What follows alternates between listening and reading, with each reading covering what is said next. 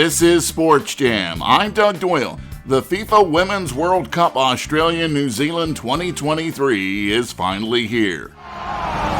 La Copa es nuestra. Es nuestra.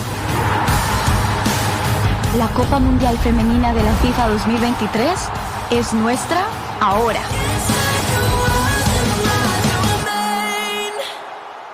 Joining us to talk about the big event is the entertaining Telemundo Deportes crew. Legendary announcer Andres Cantor is back on the show, veteran reporter and host Ana Jorca, and EVP of Sports Eli Velazquez. Great to have you on the show. How are you, Doug? Nice being back on your show. Hi, nice to meet you. Thank you, Doug. It's a pleasure to be here today. Let's start with you, Eli. What a commitment Telemundo Deportes has to the World Cup now, both on the men's and women's side. This is real exciting stuff with two countries now being involved in the women's for 2023, Australia and New Zealand. What does World Cup soccer or World Cup football mean to Telemundo Deportes? It means everything. I think it was one of our taglines, actually, right? Where we would say, El Mundial lo es todo, right? The World Cup is everything. And it's sincerely the way we feel about it. We love the sport, we love these tournaments, and we love the way it elicits national pride, right? Because of the fact that these national teams are playing on the highest stage to prove themselves in front of the public and the audiences that love to follow them and admire and are inspired by them. And so for us, we felt that in order to ensure that the fandom that we serve are engaged and feeling the same level of excitement and enthusiasm as the players and the fans that follow, we wanted to make sure that our coverage was up to the same level and the same standard of world-class, best-in-class execution. You use the word follow, and the two people next to you have an incredible following, and for different reasons, because of the different roles they play with Telemundo Deportes. Andres, for you, everybody knows the Hall of Fame announcer. You are so ingrained in football, not only for Telemundo Deportes, but NBC Universal, and you have become the voice that everybody wants to listen to, calling the play-by-play action. And I know we spoke about this before, but this means the world to you, doesn't it? It does, Doug. You're always very generous with your comments about myself. I'm just looking forward to this FIFA Women's World Cup as much as I was for the Men's World Cup. The women's game has grown tremendously. We're going to have the first World Cup with 32 nations involved, like you said, in two countries, more Latin American teams than ever. And the story behind the U.S. women's national team looking for the three-peat. So those are nice storylines. I think we're going to have lots of fun with an unprecedented coverage on our networks for the first time in Hispanic television history. We will air all matches of the FIFA Women's World Cup on linear television. So that is a big step forward for the women's game. Ana, for you, we spoke just briefly before we started this interview. Obviously, you are from Honduras and never really played the game much. You said you weren't very good at soccer, but you've grown to love this sport. Tell us why. You're so nice. I said I suck at it. I am so bad at it. I just love it. I feel like, I don't know, I'm from Honduras, so it's part of our culture, you know. It's in every corner in my country. There's a bunch of people playing or watching it. Like since I can remember, my brothers were watching Manchester United or Juventus, you know, back in those days, and I was like, what is it all about? And then during the 1998 World Cup, I started following more, and I just fell in love with it, honestly. But I never played it, and maybe that's why I talk about it, because I know how impressive they are. As I mentioned, you have a tremendous following, you know, on Telemundo Deportes and on social media and everywhere you go, because you're so engaging, right? You're so engaging, you're so fun, and you enjoy getting to know people. And I think that one of the interviews that I caught, it was a real brief one, though. You had one of the players on the U.S. women's team that was one of your favorites. And I believe that is Kristen, is it not? Kristen's one of your favorites? Oh, Kristen Press.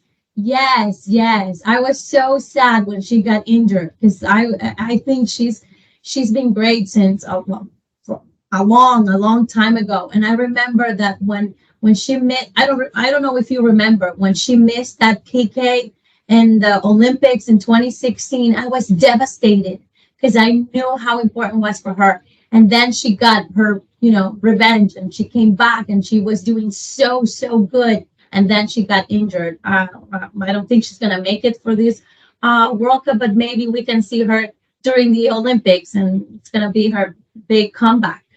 But the U.S. still has plenty of great players on the squad. Oh, of course, Alex Morgan. What are your thoughts about Alex Morgan, Anna? I don't think she's doing that great. Honestly, I mean, with her club, she started doing good. I mean, the first game of the season in the National Women's Soccer League, she scored. But I don't know if with the team, she's not as fast as she used to be. Of course, she had a baby. It took her time to come back. I mean, there's 5 months in the U.S. team. It's amazing, and she's still important because of the experience she has. But I mean, the team is going through a transition. Now we see Sophie Smith. I don't know, like so many good players. I mean, they have a good, how do you say, como la banca, the depth of the team. But I don't know. I think maybe this is gonna be her last World Cup, but she always proves you wrong. I mean, we thought that about her back in 2019, and then she scored a lot of goals, and she ended up winning the Golden Boot. Eli, does it matter who gets to the championship game in this tournament? Does it really matter to the network? Because you're universal, right? You're all over the place. So you have people from all over the world tuning in, or is it something that you're rooting for? You got to have these two teams. What are your thoughts on that? I think in general, I'm a big believer that there's a core fan base, right, for international football, for these, seminal events that take place every 4 years, right, a World Cup. And so I think that there will be interest until the end of the tournament, no matter what. That being said, the other thing that I would call out is that, particular with the demographic that we serve, we've seen in the past how when your particular national team bows out of the tournament, you then latch on to the next team that perhaps is relevant to the community that you live in, right? Latin America. So if Panama gets out early of the tournament, they're probably going to start rooting for, let's say, Costa Rica. And if Costa Rica's out, they may latch on to, USA or Argentina. So I think there's this depth of appreciation for the level of play and what all of these women and men, when it's the Men's World Cup, go through to get to this moment in their careers that helps them to follow the tournament all the way through to the end. Now, that being said, and this is the last point I'll make on it, we would love to see, I'm a storyteller, natural storyteller, so I would love to see the U.S. national team three-peat. I'm going to go there and say it because I think that storyline in and of itself will be a compelling thread to follow throughout the tournament. Or one of the Latin American countries to come to the fore and demonstrate that they can play at that same level, I think would be a big step forward for the women's game, as we've seen that the recent development in Latin America for the women's game is still in its infancy, if you will, compared to the other countries in Europe and in the U.S. Andres cried, I understand, when Argentina won the Men's World Cup. Now, I know that you have said both. Argentina and the U.S. are your teams now because you spent a lot of time in the United States for many years. Eli mentioned also the word stories and storytelling. And if you go and listen to the stories of many of these players, their background stories, it's amazing. When you hear Alyssa Nair talk about family being so important to her, and Adriana Franch, who came from a single mother's home, which was built by Habitat for Humanity. And she called her mom when she made the team and said, Mom, we've done it. You've given me, this opportunity. It is these stories, Andres, that really makes the World Cup, as well as everybody rooting for their own country, that it is the stories behind these players that are told so well by, your network and others. Definitely, especially when players are not that well known and not making any distinctions here, because in the men's World Cup there were many up and young and rising stars from the Argentinian World Cup winning team, for example, that nobody knew, and you had to tell the story of the same story of sacrifice that every athlete pretty much goes through, because to be a top-notch world superstar in whatever sport you play, you and your family have to sacrifice a lot. And those are the stories that resonate with the people that are watching and might not know the athlete, like it happens in the Olympics. Why do we get glued, at 10 p.m. at night to watch, a swimmer we only hear about once every 4 years? Because NBC is so good at telling us their life stories. And that is what I believe we accomplished in 2022 beyond the football, soccer drama on the field. The Telemundo Deportes team was able in their studio shows to showcase, the lives of the athletes we were watching when the whistle was blown. So I think we're going to try to do the same here, both with the U.S. women's national team and the Latin American teams for, our fan base. So, yeah, that is the beauty of these international tournaments, that you're able to tell the stories behind the players that play. New Yorker, you have the opportunity to be with football royalty. Sitting right next to you is one of the most legendary people in the game. And we're not talking Eli, even though he's great, right? we're talking Andres. And then I was like, oh my God, it's there too. You better recognize Eli, right? Because he's calling the shots, right? All right, I get it, Doug. I agree with you. He signs my checks, so. You have to be very nice to him. But what have you learned from Andres, because you're a star in your own right, but in a different way? What have you learned from this man who everybody associates with the game of soccer or football? I'm drinking water because I don't want to get emotional. I'm a woman at the end of the day, right? I was just telling him, you have no idea what you've done for so many. Like, you opened doors, like you paved the way for me to be here, sitting next to you. It's such an honor. I'm so blessed. And I think I told you before, back in 2018, it was my first World Cup. I mean, I did Canada 2015. I did the Olympics. I did the Confederations Cup in 2017. But it was just, like, it seems like I've done a lot, but I'm just getting started. And in 2018, I remember one day I was exhausted. And I was like this, and he, through, I don't know how, he was looking at me. He was in another city. I was in Moscow, and we were, before going on air for a pregame, and he goes, hey. And I'm like, who is he talking to? And he goes, Anna, what's wrong with you? And I'm like, why? You're so serious. You're so, down. And I was having a hard time. Because, it was my first World Cup. I was the new one there. I was the only woman on set. And I was pregnant. So he was like, hey, you're always smiling. Come on, get up. Just forget about everything. This is the World Cup. You're not cold. You're not hot. You're not tired. You are at the World Cup. Come on, you're always up. And that was like a switch to me. It was like literally changed my mind completely. And then in 2019, that day before we started the Women's World Cup, it was kind of like a huge responsibility. I was the main host, and he came to me and he goes, come here, I need to talk to you. And he grabbed me aside from everyone else and he said, "This is your World Cup. You see?" And that's when Eli got out the pen and said, "Oh, I'm going to have to pay her more now because everybody's going to love her." Doug, all kidding aside, if I could add to that question you asked, even though it wasn't directed at me, I've worked with Andres now for almost 30 years. I think it might actually be 30 years. Mm-hmm. And I think what a lot of your listeners probably don't know, I mean, beyond what he knows about the game, the professionalism and the passion with which he tackles this job on every opportunity he gets to hit the air, he's also a relentless pursuer of excellence behind the scenes as well.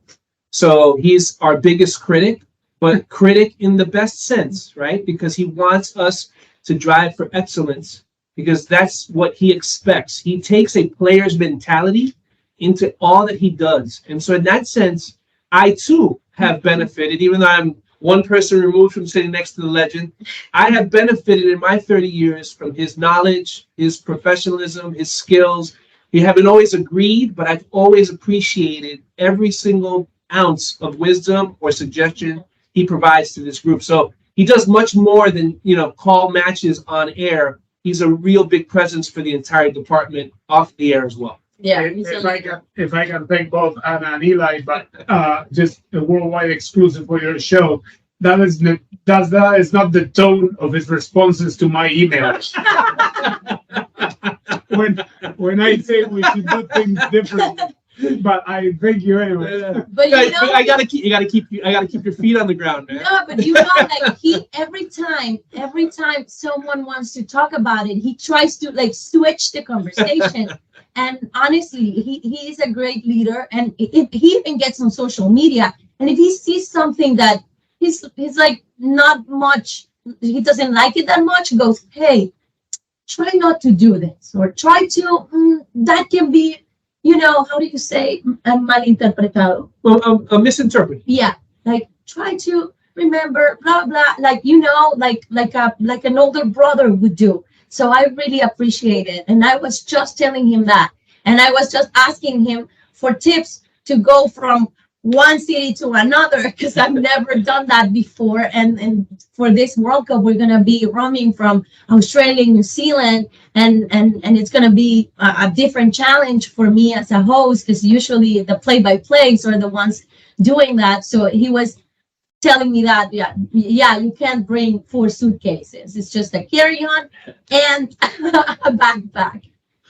But see, that says something about you. You realize that even though you are a fixture now as part of this team, we all can learn from legends, right? We all can be better at our craft, and the fact that you reach out for that help says a lot about you. Eli, there's a lot of preparation that goes into this. Goodness gracious. First of all, there's 2 countries involved.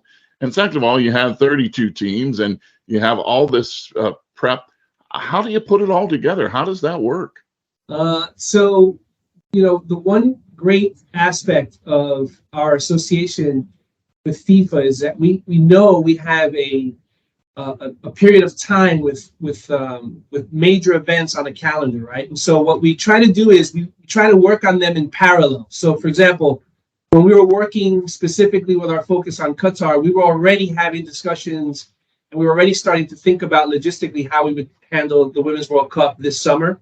Just like right now, as we're finalizing the Women's World Cup plans and speaking with you today, we're also having discussions internally around how we're going to tackle 2026.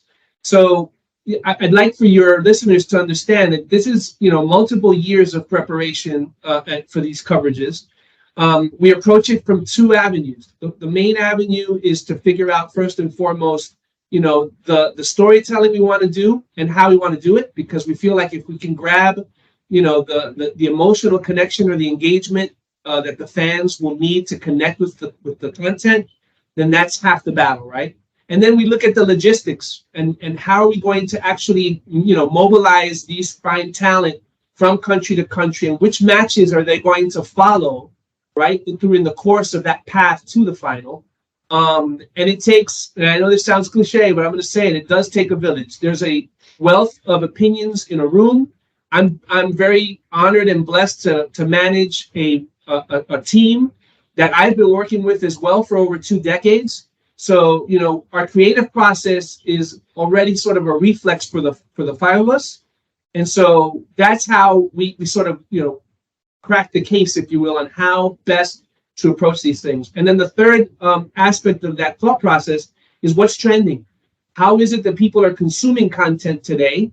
And how is it that they're engaging with content? And we always come back to the same thing, Doug. We have to make sure it's meaningful, it's memorable, and that it has an impact in their desire, right, to consume the content and perhaps be inspired by it. So those are like our guide rails for when we then create the framework for the coverage. So it's not easy, but it's a joy to work on. You do it so well because people tune in knowing that that's what they're going to get. And when they have Andres Cantor giving them energy and excitement about this sport, it just starts to build. Va Montiel. Montiel gol.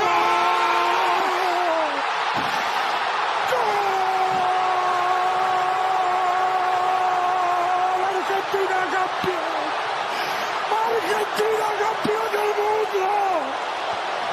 Argentina campeón del mundo. Argentina campeón del mundo. So coming off what was one of the most unbelievable championship games for the men, it's kind of hard to think that the women's championship game could even top it. But for you, it doesn't matter. You love this sport and you give us the sense of why we should be watching it. I want to know, what has been the most touching or passionate response you've got from a fan or a viewer since the Men's World Cup that maybe has touched you and say, yeah, I know I'm a Hall of Famer, but, you know, I still have feelings and I still love hearing from my fans? The amount of messages that moved me to tears that the fans put on my social media were just incredible. Many said that I transported them back to Argentina, those Argentines. Many that were not Argentines felt like they were Argentinians and they wanted Messi to win. But the common denominator for many, many messages that really moved me was that I moved the viewers to remember, you know, their deceased grandparents whom they watched games with. You know, when I did the 1990 World Cup or the 1994 World Cup, and they remember sitting next to them and how they enjoyed, you know, my calls on the games and so forth. I had many, many messages like that were like, whoa, I didn't know I could provoke those feelings in people. There were many, many Brazilians that wrote me, and every single Brazilian started the message the same way. Even though we have a big rivalry between Argentina and Brazil in football, I never cried like I cried with your call of Argentina, congratulations, and so forth. And I keep getting messages up to this day. I mean, you know, before people that recognize me would start yelling goal and this and that. Now everyone that stops me says, man, you made me cry like a baby. That is like really, really amazing and touching. He made me cry like a baby because, you know, All of us were crying. but, you know, 30 years with him, this was what he wanted, right? It was like a culmination, I think. If I don't want to speak, he's right there next to me, but this was the perfect scenario for him. And then I think the other moment that really touched me the most was when his son joined him in the announce booth. I still get choked up on that one.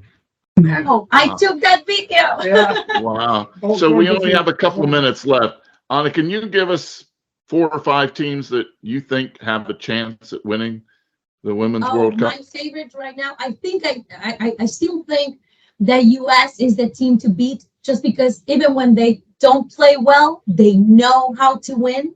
But I love England. I mean, that change with those players from one tournament to the next one. It's amazing. And now being led by Serena Bigman, which to me, she's the best coach in the world. It's like they turn, the switch, like the belief switch, like, yes, we can do this. And they just won the Euros. Germany is another one that I think is going to do great. And now maybe France, now that they are coached by Hervé Renard and that they could, the players are feeling comfortable. I don't know if they're going to be ready for the World Cup since he's a new coach, but I mean, they're a team that they know each other so well. So I think I would say those. I'm a very emotional guy. So to be with three people that admit they've been moved to tears recently, you're in the right place with me. And I really appreciate you joining us on Sports Jam, Ana, Eli, and Andres. Continued success. We look for the Women's World Cup on Telemundo Deportes. It is in New Zealand and Australia, the FIFA Women's World Cup. Great to have you on the show. Continued great work.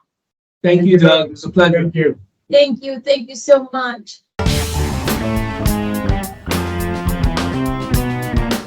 Sports Jam is a WBGO news production. You can hear all the past shows by going to wbgo.org/sportsjam or wbgo.org/studios.